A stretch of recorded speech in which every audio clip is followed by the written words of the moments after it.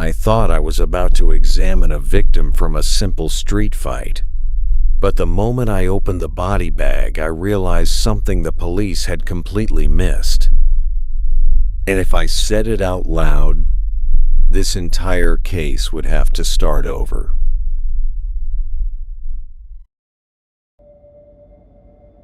I had just turned 18 when I stood in front of my first outdoor autopsy scene. It wasn't a lab. It wasn't a hospital. Just an open patch of land at the edge of the woods, taped off with police lines, cold and so quiet that I could hear my own heartbeat. The lead was Detective Ethan Cole, a forensic expert known for his precision and his coldness. He didn't ask if I was ready. No warning, no explanation. He simply put on his gloves and slowly unzipped the body bag. The sound re-reap dragged on longer than it should have. I thought I was prepared. I was wrong. The victim was a woman, but it wasn't her face that caught my attention. It was her hands. They were placed neatly over her chest. Too neat, too perfect, nothing like a natural death. It looked like someone had arranged them after she died. Suicide? I asked without thinking. Ethan paused for a second. He didn't look at me right away, just kept studying the body before speaking quietly. If you think this is suicide, you shouldn't be here. That shut me up. But what truly sent a chill down my spine was something else. A strange sense of familiarity. I couldn't explain it, but I felt like I had seen this before. Not in real life, but in a memory. A memory connected to my father, Robert Hayes, one of the best forensic experts I had ever known, and a man who died 6 years ago in what they called an accident in the line of duty. No clear explanation, no convincing conclusion, just silence. That was when Ethan finally looked at me longer than usual. It wasn't the look you give a rookie. It felt like he already knew who I was. If you're going to do this job, he said slowly, then look carefully. He paused, because some cases never really end. The air suddenly felt colder. Then he added one more sentence, one I would never forget. And sometimes they come back. Why duh? A brief silence. Like this one. My heart skipped. This case, he looked straight at me, might be connected to your father. Looking back now, maybe everything had already been decided long before I even realized it.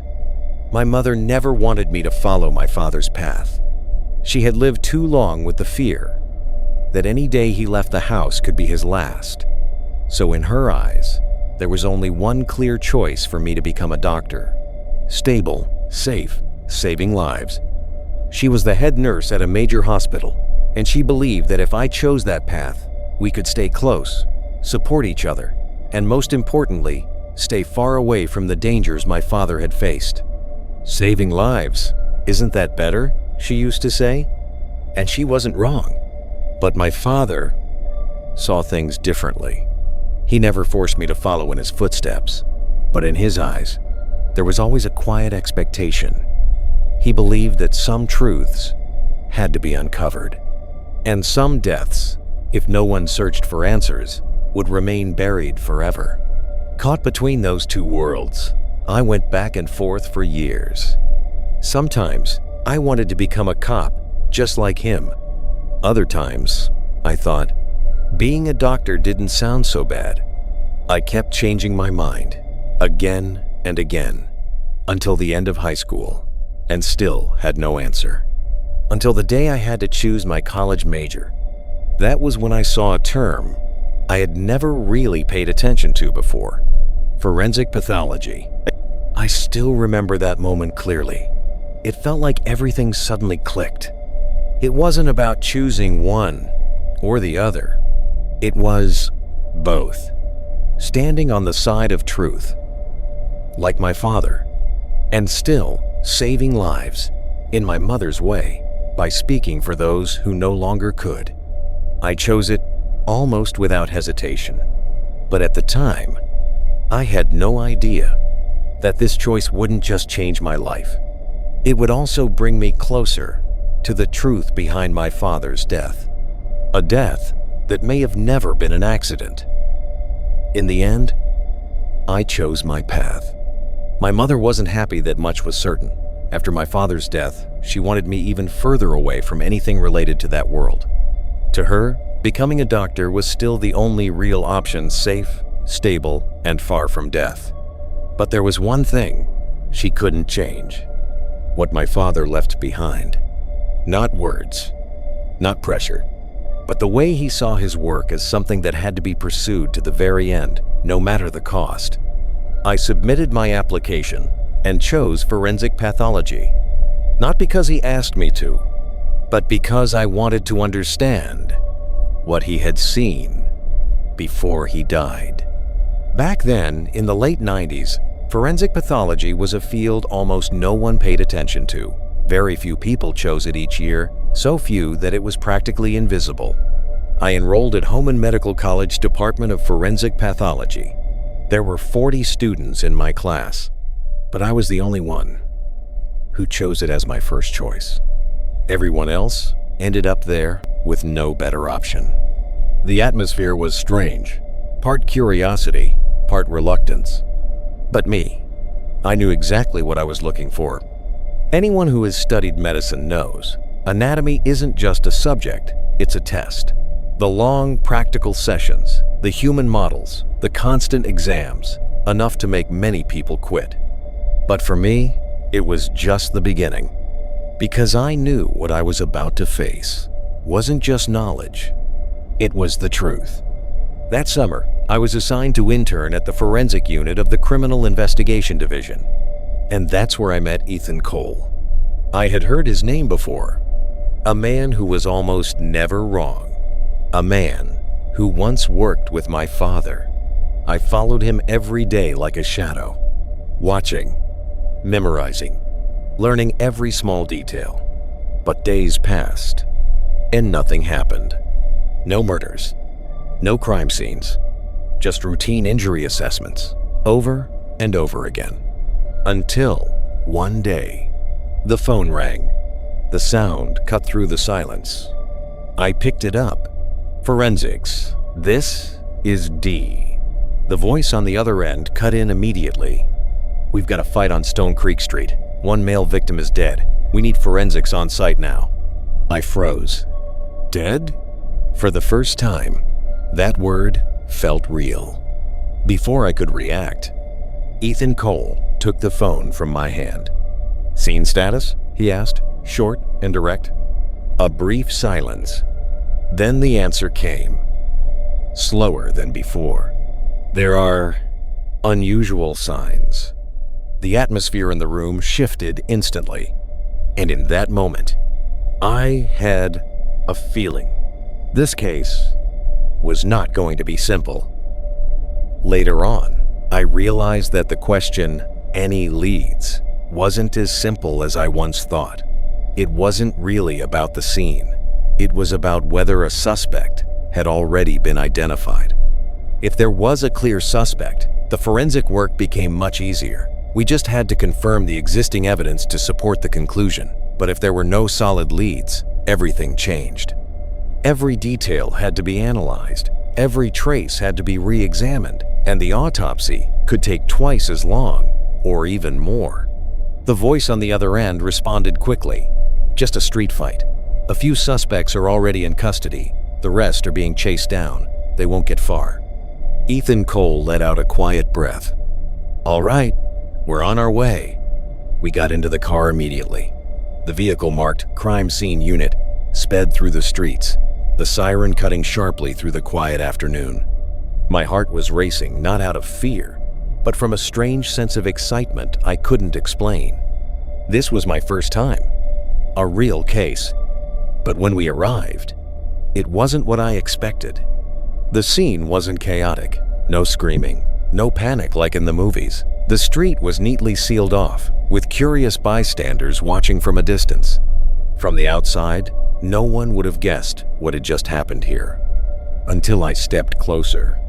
A large pool of blood spread across the pavement. Around it were scattered droplets and streaks of blood spatter forming a pattern I didn't understand at the time, but would later learn and could tell the entire story of what happened. Ethan opened his kit and began collecting samples with precise, deliberate movements. Pooling blood, drip patterns, spatter, each was collected separately for analysis. Back then, DNA testing was still new, complex, time-consuming, and rarely used, especially when a suspect had already been identified. But Ethan did it anyway. He didn't miss a single detail. After a quick examination of the scene, we got back into the car. I couldn't help asking, "Where are we going next?" "The morgue," he replied shortly. The victim died on the way to the hospital. The body's already there. I paused. The morgue? I thought I was ready, but hearing it out loud, the feeling wasn't fear. It was something else. A strange mix of excitement and tension. But if the suspects are already caught, do we still need an autopsy? I asked. Ethan glanced at me, then let out a faint smile. You think we're here just for show? He kept his eyes on the road, voice steady. Every criminal case requires an autopsy, not to complete the process, but to make sure that what we believe is the truth is actually the truth. I said nothing. A second later, he added, and sometimes the body is the only thing that tells the truth. That line shut me up completely. The car kept moving. The city slowly faded behind us. The streets grew emptier until only long stretches of darkness remained. I picked up the preliminary report. Victim, Daniel Brooks, 18 years old, multiple stab wounds in a street fight, collapsed at the scene, pronounced dead on the way to the hospital. 18. I let out a small, awkward laugh. Funny, I actually had a friend with the same name, same age too. But the moment I said it, something felt off. Same age, same name.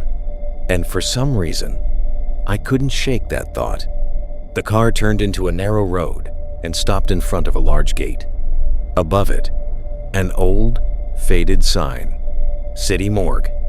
It was the middle of summer, but the moment I stepped out of the car, a chill ran down my spine. And when the autopsy room door opened, I knew, from that moment on, nothing would ever be the same again. At that time, forensic conditions were still extremely limited. There were no proper autopsy rooms, no real ventilation systems. At best, there was just a small room, a makeshift table built from bricks, and a fan mounted on a window, the only thing keeping the air moving. In winter, it was barely tolerable. But in summer, decomposition accelerated, toxic gases built up, and the room would turn into a suffocating, unbreathable space. So sometimes, performing the autopsy outdoors was actually the better option. At least, the living could still breathe. Inside the room, on the table, lay a white body bag. No sunlight, no sound, just silence, pressing down on everything. Ethan Cole looked around briefly, then said flatly, "Take it outside." "The air in here isn't good." He pulled out a mobile stretcher, and two forensic staff quickly put on gloves and carefully moved the body onto it. I stood there, useless, unable to help, just watching. And for the first time, I realized something very simple and very terrifying.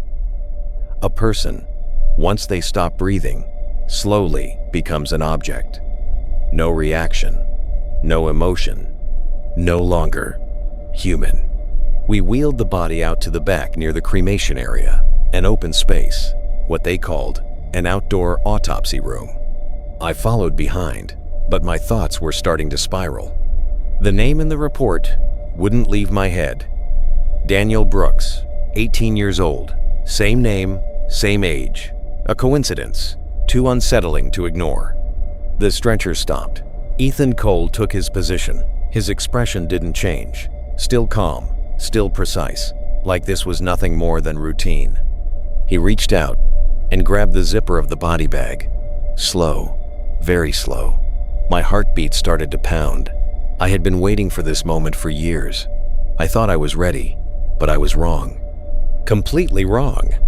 The bag opened. The victim's face slowly came into view, pale, rigid, and familiar. In that instant, everything froze. No sound, no space, just a single feeling, like something slammed straight into my head. I couldn't breathe. Memories flooded in, without warning. Old days, familiar faces, and the name I had been trying to deny the entire time. I knew that face. Even after all these years, even if it had changed, I couldn't be wrong. I couldn't. No, that's not possible. I heard my own voice, faint, distant, but clear enough to confirm something I didn't want to believe. The person lying on that table wasn't a stranger. It was Daniel Brooks, my friend. The first time I stood there watching an autopsy, and the person on the table turned out to be someone I used to know, I couldn't even put that feeling into words. There was only one thought in my head: this had to be a mistake. There was no way things could line up like this. It felt like someone had deliberately arranged everything. Ethan Cole watched me for a moment. His expression didn't change, but it was obvious he had noticed something was off. He asked simply, "What's wrong? Can't handle it?" I swallowed hard, my throat dry, and it took me a few seconds before I could speak. "No, it's not that. The victim, he was my classmate." The air seemed to pause for a second. Ethan frowned slightly, glanced at the body, then looked back at me. "Is that so? Then do you want to step out?" It was a simple question, but at that moment, it felt like a line I had to cross. Leave or stay. I stood there, my mind blank for a few seconds, but inside, two voices were pulling me in opposite directions. One told me to walk away immediately. The other forced me to keep looking. In the end, I took a deep breath and tried to steady my voice. "I'm not leaving. I'll stay." If I couldn't even get through this, then I had no right to be here. No right to become a forensic pathologist. Ethan looked at me a little longer this time. The doubt in his eyes was gone, replaced by something else. Evaluation. He gave a slight nod. "All right. Watch. Consider this your first lesson. But if you can't take it, step out. Don't push yourself." I didn't respond. Not because I didn't want to, but because my body had already gone numb. I stood there, eyes locked onto the autopsy table, not moving, not blinking, as if looking away for even a second would mean losing something important. And in that moment, a thought began to take shape in my mind. If Daniel's death wasn't just an accident, then maybe I had just stepped into something I would never be able to walk away from. The body bag was finally removed completely, and the boy who once sat next to me in class now lay straight in front of my eyes. One of his arms was slightly bent from rigor mortis, his eyelids half open, as if he were still looking at something he hadn't let go of. That was when I realized death was nothing like what the textbooks described. It wasn't peaceful. It wasn't sleep. The white t-shirt Daniel was wearing had been completely soaked in blood, the stains spreading down his back and all the way to his lower body. As his clothes were removed, blood still seeped slowly from the wounds, steady, unending. Ethan Cole and another examiner carefully inspected each layer of clothing, observing and exchanging brief comments, while someone else documented everything. I couldn't hear what they were saying anymore. All sound around me seemed to disappear, leaving only the image in front of me. Within minutes, Daniel's body was fully exposed. There were tattoos on his skin I had never seen before, blurred beneath layers of blood, barely visible in broken lines. I tried to look away, but I couldn't help it. His chest and abdomen had been stabbed so deeply that the muscle tissue was exposed. The wounds were brutal, enough to tell anyone this was far more than just a simple fight. Ethan stood slightly to one side, holding a measuring tool, and began examining each wound with precision. His voice was calm and steady. 7 wounds on the body, 3 to the chest, 4 to the abdomen. The wound edges showed 1 sharp side and 1 blunt side, each measuring about 3 to 4 centimeters, all indicating the use of a sharp blade. I swallowed hard and couldn't stop myself from asking, if the cause of death is already clear, do we still need an autopsy? Ethan didn't look up. Without an autopsy, how do we know which wound was fatal? How do we know the extent of internal damage? I stayed silent for a second, then asked again, more quietly, is it really necessary? He let out a faint, almost amused breath. You'll understand soon. Then he began. The scalpel moved in a single decisive line from the neck down to the pubic bone. The skin and connective tissue separated, revealing the underlying layers in a stark mix of red and yellow, an image I knew I would never forget. This is the standard thoraco-abdominal incision, Ethan said as he worked, his tone as calm as if he were teaching a class. We examine the neck later to avoid damaging blood vessels and contaminating the findings. If blood flows into the wrong areas, we won't be able to determine the true injuries. He continued dissecting the chest muscles, his movements fast but absolutely precise. The neck is critical, so it comes last. The blade moved without hesitation. You cut close to the ribs. This isn't clinical surgery. We don't have time for perfection, only for accuracy. Every word he said, every movement of the blade, made me realize something. This wasn't about saving lives. This was about finding the truth. And the price of that truth was facing what everyone else would rather look away from. Watching Daniel's chest being opened little by little, my nerves were stretched to the limit, my throat tightening as I struggled to suppress the nausea rising inside me. I thought I was prepared, but the reality was completely different. The abdominal wall was quickly incised. A buildup of gas escaped with a soft hiss, making the already heavy air even more unbearable. Ethan Cole leaned in to examine the abdominal cavity carefully, then gave a slight shake of his head. 4 stab wounds to the abdomen, but none of them damaged any major organs or blood vessels. The intestines are intact. He could have survived. His tone didn't change, but those words sent a chill down my spine.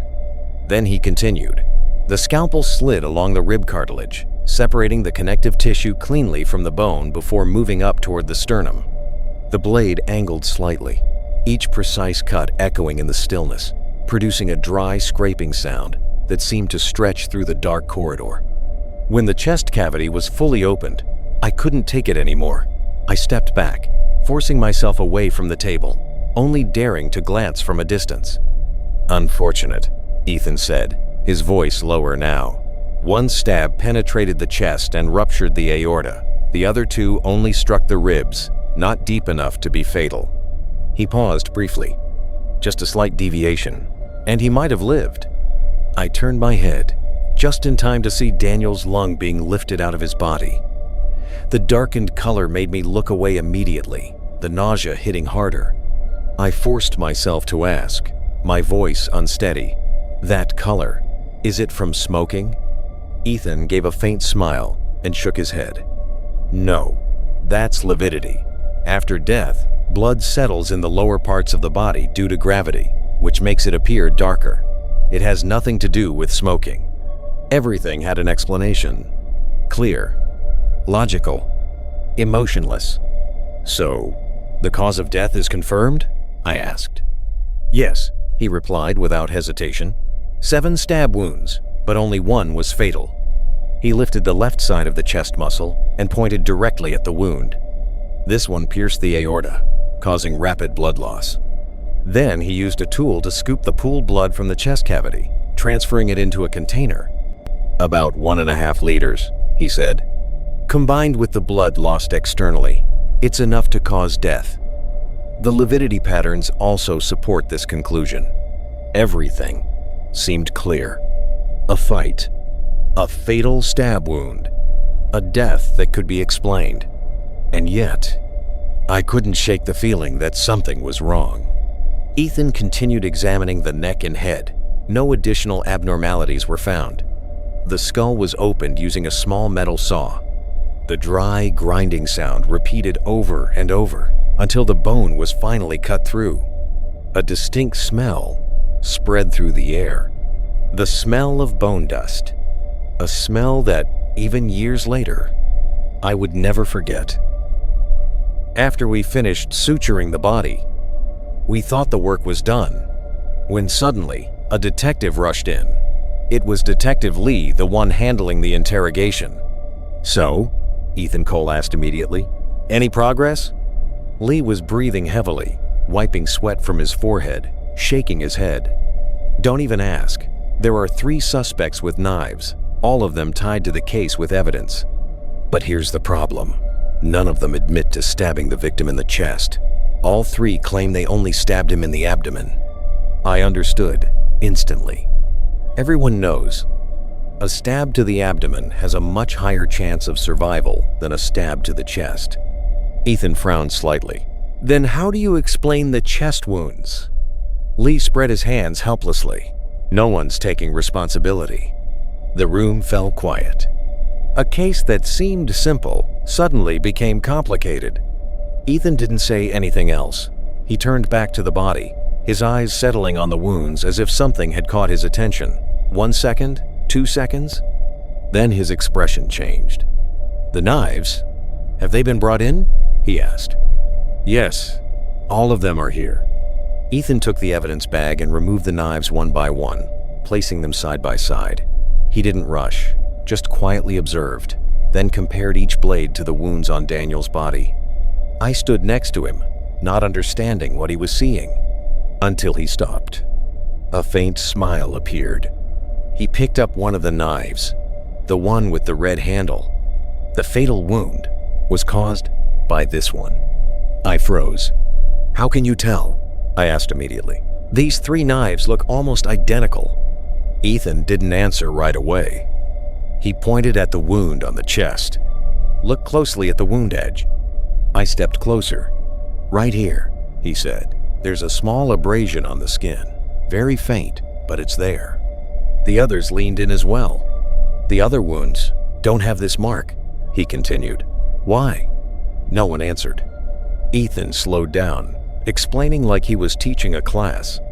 "Normally, a blade is smooth. It wouldn't create a scratch like that, which means this mark wasn't made by a standard cutting edge." He raised the red-handled knife. "It was caused by a deformed blade." Everyone immediately looked at the knives again. And just like he said, the blade of the red-handled knife was slightly bent. "After striking bone," Ethan continued, "if the material isn't strong enough, the blade can bend slightly. And when it's used again, that deformation creates a small scratch along the wound surface." The air in the room felt compressed. "I suspect," he concluded, "at least one of the chest wounds was caused by this knife, and the fatal one definitely was." No one spoke. The logic was too clear. Impossible to argue. Detective Lee suddenly seemed energized, nodding quickly. "That's enough. Once we establish the weapon responsible for the fatal wound, we can break their statements." He almost ran out of the room. Silence returned.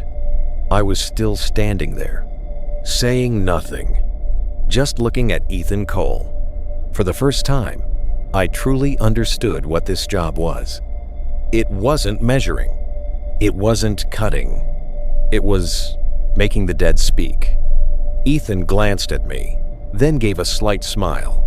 "Well," he said, "weren't you just saying this work was pointless?" I didn't answer, because at that moment, I knew I was wrong. I took a deep breath, trying to steady myself, then looked at Ethan Cole, my voice still slightly shaking, but more sincere than ever. I never realized that a case that seemed so clear could still have flaws. Details like these, without forensic work, they might never be discovered. I was wrong before. I underestimated this job. A colleague beside us nodded. "Exactly. With just a bit more analysis, we can determine who was truly responsible for the victim's death. And those details become the key evidence for conviction and sentencing. The body never lies." That sentence stayed with me for a long time. On the way back, I no longer felt the same sharp grief I had when I first realized Daniel was my friend. Instead, there was something else, heavier, deeper, harder to describe. It wasn't just loss. It was understanding. For the first time in my life, I truly understood what this work meant. Forensics isn't just about finding clues. It isn't just about presenting evidence. It's about protecting the truth. If we hadn't performed the autopsy that day, the fatal wound would never have been identified. The real killer might have walked free, and others might have taken the blame instead. The truth is sometimes only a single incision away. And if no one is willing to uncover it, it will remain buried forever. The car moved quietly through the night. Streetlights slid across the window, long blurred streaks of light. I stared outside, but there was only one thought in my mind. That day was not an ordinary day. It was the day I truly stepped into this world, and it was also the day I made my decision. I would become a forensic pathologist, not just to find the truth for others, but to uncover the truth behind my father's death.